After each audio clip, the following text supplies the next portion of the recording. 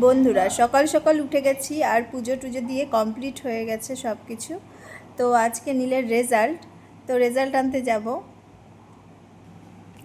দেখো, পড়াশোনা করে কেউ আজ পর্যন্ত বড় হতে পারে, আর এই একটা ব্যক্তি হতে পারছে। দেখো, মুকেশ আম্বানি, ইলন মাস্ক, এরা কিন্তু পড়াশোনা কিছু করে এরা